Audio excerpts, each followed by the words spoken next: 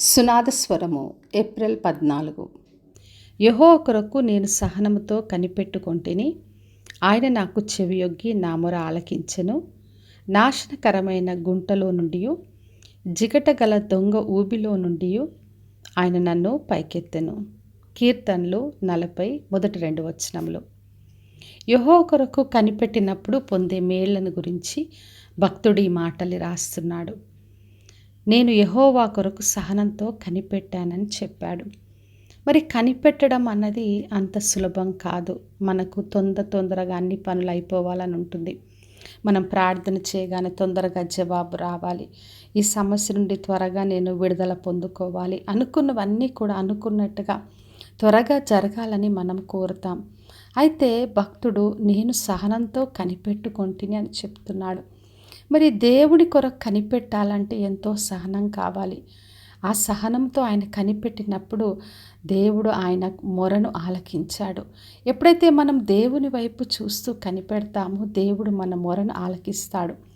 నాశనకరమైన గుంటలో నుండి, ఆ చిగట దొంగ ఊబి నుండి ఆయన పైకెత్తుతాడు. మరి ఎటువంటి నాశనకరమైన తెగుళ్ళైనా, ఎటువంటి ఊబి వంటి స్థితి అయినా దేవుడు మనల్ని పైకెత్తుతాడు. నా పాదములు బండ మీద నిలిపి నా అడుగులు స్థిరపరచని రాయబడింది. మరలా పడిపోకుండా మనల్ని స్థిరంగా నిలబెట్టి నడిపిస్తాడు. మన నోట ఒక కొత్త కీర్తనను, ఒక కొత్త స్తుతిని దేవుడు మనకు అనుగ్రహిస్తాడు. ఎప్పుడైతే మనం దేవుని వైపు చూస్తామో, దేవుని కొరకు కనిపెడతామో, అప్పుడు ఈ మేళ్ళన్నీ కూడా మనం పొందుకుంటాం. లూకాసు వార్త 18వ అధ్యాయం 7వ వచనంలో యేసుప్రభు ఈ మాటలు చెప్పాడు. దేవుడు తాను ఏర్పరచుకున్న వారు దివారాత్రములు తనను గూర్చి మొరపెట్టుకొనుచుండగా వారికి న్యాయము తీర్చడాని.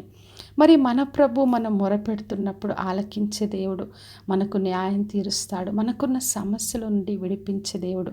కాబట్టి నా ప్రియ సహోదరి సహోదరా, మనకున్న ప్రతి పరిస్థితిలో సహనంతో కనిపెడదాం. దేవుడు తప్పక మన పరిస్థితిలోంచి విడిపిస్తాడు, మన ప్రార్థనకు జవాబిస్తాడు.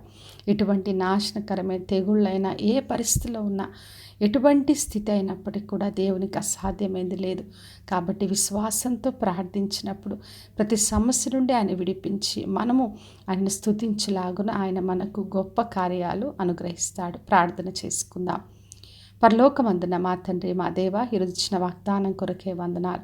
ప్రభువా, మేమందరం కూడా సహనంతో మిమ్మల్ని కనిపెట్టుకొని మీ నుండి గొప్ప కార్యాలు పొందుకునే కృపను మాకందరికీ అనుగ్రహించమని యేసు నామములో అడిగి వేడుకొంచున్నాను తండ్రి.